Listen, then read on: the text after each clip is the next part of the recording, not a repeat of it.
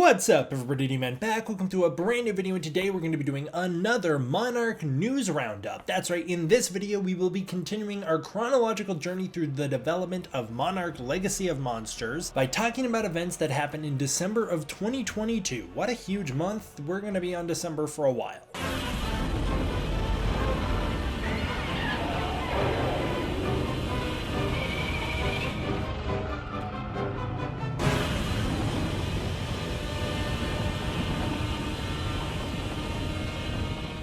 Alrighty everybody, we're going for a chill discussion this time. We're going to be debunking some rumors and talking about some character reveals and some little details on where the show is headed. Starting out like usual with some art, I want to go back to this one. This is great. Oh, this makes me very happy. This is Frost's D-Man 1954 sketch. Now he says it's part of a larger art piece. He's also known as Godzilla's little bro. I don't know if he ever finished the art piece. If you did and you see this video, please send it to me again. I don't think I have the finished piece saved. This is the only one I have saved, but even this is just super nice. I really appreciate it, and it makes me very happy and appreciative to see. It's a very thoughtful thing to do, and I also really like it because it's such a time capsule with the very beginnings of the beard going on here. You can see the very beginnings of the beard growing in that picture. What a time period.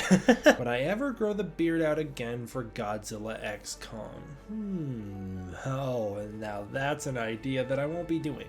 Next up, we have Cribble Quinn's Godzilla King of the Monsters poster. This is awesome. What I really like about this one is the way that like the different biomes shift depending on which Titan we're looking at. Ooh, good glowing red eyes on Ghidorah. That's super cool. I don't think the movie does that, but I think movies should start doing that because that looks great. I like, again, the glowing eyes on Rodan. I'm always a fan of when people do that. Mothra's down below and she's looking beautiful, very King of the Monsters poster styled, and Godzilla's looking great. What a cool image of Godzilla. I don't know. This is such a cool angle of him. We're looking right down the barrel of the gun here as he's about to charge up his atomic breath. It's super cool. And another detail I really like about this one is I like the jets flying off to the side and they're balanced against the Argo jet. That's super cool. Next up is Seagun's art, and this is his amazing Godzilla King of the Monsters tribute. This one's just fantastic. There's so many incredible details packed in here. I love the way he's got Ghidorah snaked around up there. It's a really cool way to fit all three heads up there while giving them such a massive size and stature. I also like the details of the tails swinging and roping around behind him. That's really cool. But this image captures so many iconic moments from the Godzilla King of the Monsters movie. You've got Rodan and Mothra going at it. They look great. So cool. Love to see it. They are fighting around Godzilla, who's looking awesome. I like that his tail's exploding something in the background and he's got an explosion going off on him. This reminds me a lot of the VHS artwork you used to see for Godzilla movies back in the day. It's so cool. Godzilla's got such a great tail here too. I love when artists exaggerate the tail size. The Argo jet's flying around. That's super cool. You've got Ghidorah's gravity beam that is shooting downwards, striking a jet in the air, which is a reference to the movie. In the background, you've got the Mothra larvae appearing over a city. Wow, that's really cool. And then you've got also the submarine crashing into Godzilla down there at the bottom. And then you've also got like some more Ghidorah features, like maybe these are parts of his tail or something roping around down at the bottom of the frame. And then to end it off with GNA's King's Inheritance picture. This one combines Godzilla 1954 and Godzilla 2019, the Burning Godzilla mode. So cool. Love the contrast between the blue and the red. GNA is an amazing, wonderful artist, and I love seeing this art come out. It is so beautiful. And I always like it when they pair the newest Godzilla against the oldest Godzilla. That's always super cool. Alright, now to get into some news. KDM reveals that he has interviews with Akira Takarada, Tetsuya Takarada, and Tim Bean. Tim Bean, for those of you who don't know, is a personal friend of Akira Takarada. None of these interviews have been released to date, but all of them are coming up and will be released in KDM's book, which compiles a bunch of interviews he's done. All of these discuss the truth about Godzilla 2014, the truth behind the cameo, what happened to it, why we haven't seen it, and also getting into some emails from Gareth Edwards himself about the whole situation. I'm very curious to see all of this come to light. From what I understand and from what I have heard from over the years, a lot of it sounds like it comes down to Thomas Toll didn't want to pay the paycheck of Akira Takarada, and so rest in peace cameo, it's gone.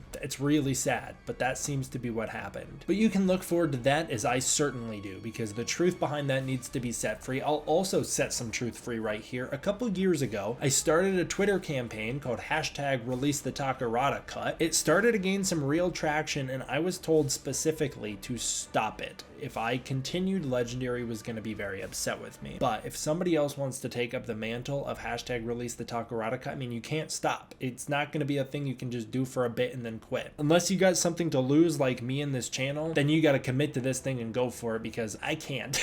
Getting into Monarch Legacy of Monsters, KDM reminds us of where we stand and gives us some series details reminders. The show is a direct continuation of Godzilla 2014. It is a direct sequel, so it is not a prequel to Godzilla King of the Monsters. It's not setting up Godzilla King of the Monsters. It's expanding upon the 2014 film. It's set in the aftermath of the 2014 film and then jumps back to the 1950s, so expect it to be much more in line with the 2014 movie rather than Godzilla King of the Monsters. KDM then hinted to some massive secrets that will be unearthed within this show. He hints that there's way more to be revealed, and that this connects to multiple movies, and we'll have surprises coming up when the show airs, and there's lots of secrets set within the 1950s. Now, this is going to be a blind guess here, but if this post immediately followed the last one, and he's saying this movie follows on 2014, it does not set up Godzilla King of the Monsters, but it's connected to multiple movies, I think the other movie is going to be Kong Skull Island, and that's going to be a theme of our upcoming Monarch discussions, is how I think Kong Skull Island is incredibly relevant to this project. Kong Skull Island redefined the way we understood Monarch and reshaped Monarch's history in a way that has laid the basis for what the MonsterVerse has done since then. So it makes complete sense that if we're jumping through time, we are going to be playing with the Monarch timeline established in Kong Skull Island, not necessarily the one that was in 2014's Godzilla. I don't know if we're going to go back to Skull Island, but we will continue to talk about that interesting possibility as we go on. But I am expecting to maybe see some Kong Skull Island characters pop up in this show. I think if we're going back in time, it could very well happen. We could see people like Bill Randa and Houston Brooks back in their prime when they're still in Monarch. I don't know. I think it could occur. We also may see some Awakening stuff like Eiji Serizawa. I'm not sure. KDM then gives us a little message on how we should enjoy the show when it comes out. He says, don't rate individual episodes, which is not going to happen with me. I rate individual episodes because I think it's important that shows have individual episodes that can stand on their own, and if they can't, well, then that's a fault of the shows. He says we shouldn't rate individual episodes because this is really one long story with a true classic intro, middle, and finale. It's just drawn out over an entire season. There are huge things coming, and it's very much a direct continuation of the 2014 film. It takes place immediately after G-Day and jumps back to the 1950s and then back to the present. It will have weekly releases with multiple monsters appearing in multiple episodes. I think what he's saying here is just for fans, because fans get really worked up over pacing. Beware of the pacing. It will be paced like a movie stretched over 10 episodes. So if the first few are slow, that's okay, because they will ramp up and ramp up and ramp up until the finale, like a true story should. Now, what I'm looking for is that each individual story is complete enough to be its own arc. That's how I rate individual episodes. All of that to say, just watch out for this show. It's going to be more in line with the 2014 film, which was a slow burn. Then KDM gave us a direction on where this show will be taking place within the continuity of the MonsterVerse, pointing out that Godzilla had not been seen for 5 years according to the TV at the beginning of Godzilla King of the Monsters. Then in Godzilla King of the Monsters, Mark Russell believed Godzilla had been lost, but Sam Coleman claimed that that's only if you don't know where to look, implying that Monarch already was well aware of it. Now, I could get all into this again because we've covered this before, and I could cover it more and more and more as we continue to talk about the show, but yes, Monarch was well aware of the whereabouts of Godzilla throughout the entire period between 2014 and 2019. They built bases around his whereabouts, they established his patterns and what he does. Monarch was so aware of him that they had bio data on him that was way more complex than anything Mark Russell could have fathomed. So Godzilla showing up in an area that Monarch is aware of is nothing special. What's going to be important is if the monsters make public appearances. That's going to be what's important. Also, this is a really interesting quote, but Serizawa says 17 Titans have been found, most of them in hibernation, meaning some of them will be awake during the events of this show and will need to go into hibernation in order for the events of Godzilla King of the Monsters to happen. Now, will this season directly touch on that? Probably not. If I had to guess, this season is going to introduce new monsters that get killed off in this season. I don't think we're going to be seeing any of the other King of the Monsters Titans that we either have seen already or haven't seen yet being put to bed for the events of Godzilla King of the Monsters. I think generally what we're talking about here is the potential that if they do multiple seasons, we can see King of the Monsters Titans up and walking around. Also, that's 17 Titans alive at the moment. Godzilla can meet and kill as many Titans as he wants in this show, and we can still fit within the continuity of King of the Monsters. Remember that. This was something I thought was really interesting, but KDM hints that some of the names we've had released in the character bios are fake names in order to avoid spoilers. He says expect more fake names to come as time goes on. Now, jumping forward to the modern day here, a lot of us us saw very recently, there was accidentally a cast list posted for this show that included some names like Randa a couple times in a couple places that completely rechanged the way we viewed certain characters. Now I'll talk about that in the far future, but we could be seeing some family lineage to some characters from the MonsterVerse history, and some other characters who are very important to the MonsterVerse mythology that we are intentionally being deceived about at the moment in order to not get spoilers for the show.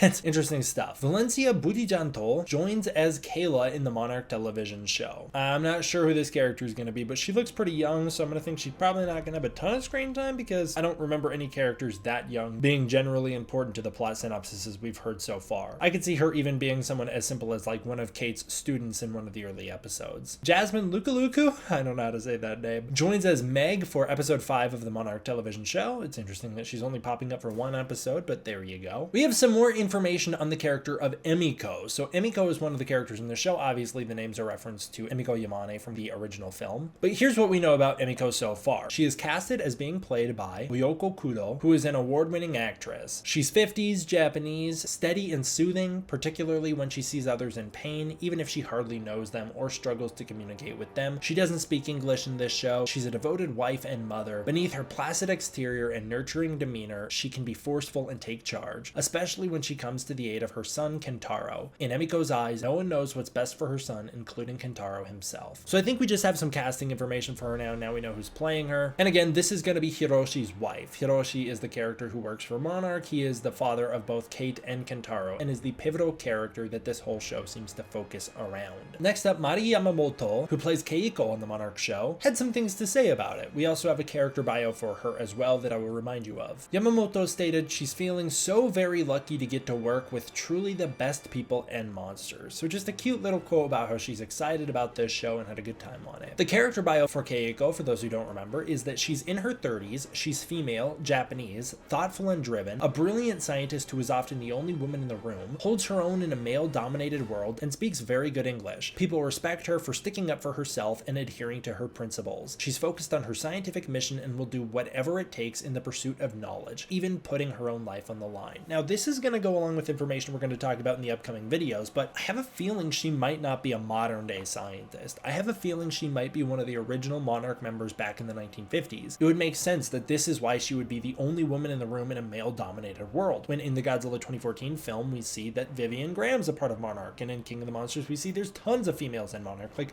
tons. G-Team is led by a female. So there are lots and lots of females working within Monarch, so it makes sense that she might be one of the original female founding members of Monarch. Now, of course, she could be set in the modern day. I don't know. I'm just saying, what if? I think it's a possibility. We have some details regarding Kurt Russell's character for this show. Kurt Russell, again, will be playing Lee Shaw, who was originally introduced in the Godzilla Awakening comic book. Now, KDM confirms here he is more than just a quick cameo, and states that no, he is not playing a recast Joe Brody, which was a rumor that was just spreading around rampantly back in the day. People claiming that he was cast as Joe Brody, a recast of Joe Brody. No, he's not. Obviously, that doesn't even make sense considering Joe died, so that's stupid. Also, I think Bryan Cranston would just come back if they needed him. I think he would. I don't know where that rumor comes from. It sounds like Lee Shaw is more than just a cameo character. As I understand it, he's not a huge character. He will be popping up occasionally in a couple episodes to give backstory and exposition, and he will take us back to the 50s through his backstory, but most of the time we spend with that character will be with the younger version of himself, maybe with the older version narrating it. That could be the case. Here's another wild rumor, and I actually almost fell for this one when it came out. I was so excited about the possibility of it because it's a wonderful rumor, and if it was true, it would be beautiful and magnificent. Gareth Edwards was rumored to return for this show to direct the final 2 episodes. That isn't true. Gareth Edwards is not directing any episodes of this show. The rumors are fake. He has absolutely no involvement with this project whatsoever. I think it would have been great to bring him back on board, to let him get another shot at telling a story in the MonsterVerse, because he was supposed to be the one who directed the entire Godzilla trilogy originally. His whole trilogy got thrown out the window so early when he had to leave for Rogue One, and the MonsterVerse did the guy dirty. Although I think the calls they made were great. I'm just saying that they tonally compromised what he wanted. They changed the design of his Godzilla. They did so many things different than what he would have done that it would be interesting to see what would happen if he got to come back into that sandbox and then touch up upon his original ideas. I'd be all for that. The real director of the final 2 episodes was revealed revealed as Andy Goddard. Andy Goddard directed some episodes of Daredevil and The Punisher. He is going to be directing episodes 9 and 10 of the Monarch television show. That means we have all 5 directors confirmed for the Monarch television show now. The directors list is for episode 1 and 2, we have Matt Shakman. 3 and 4 is Julian Holmes. 5 and 6 is Marzi Almas. 7 and 8 is Hiromi Kamata. And 9 and 10 is Andy Goddard. No Gareth Edwards, unfortunately. But Andy Goddard sounds great because both Daredevil and The Punisher are great shows, so I'm pretty confident about that. That sounds very good to me. Finally, filming was slated to occur in Vancouver's Chinatown once again, this time at the Blind Tiger Dumplings as an interior scene with dialogue. Maybe this is going to be a stand-in for somewhere actually in Asia and they just wanted to film in Vancouver because A, they were already there, B, there's good filming incentives, and C, because it was cheaper than filming wherever else they could get. Or maybe it really will be touching upon the actual destruction of the Chinatown in San Francisco and it will be following up on the stuff that they've already filmed in that location. I don't know it. And then to end off here, some of our lead actors finished filming and wrapped the show for season 1 on December 14th, 2022, while the rest of the cast continued to shoot for the rest of the month. And that will do it for this one, guys. I want to give a huge thank you to my patrons over on Patreon. Thank you very much for the support. I really appreciate it. It really goes a long way towards making sure I can keep making videos like this for you guys. If you want to support the Patreon, you can use the link in the description below. What do you guys think about all this? Would you have been hyped if Gareth Edwards was coming back, or are you one of the Gareth haters who is glad he's gone? Let me know down below. Alright, thank you all for watching. I hope you enjoyed. I'll see you guys next time for the next one.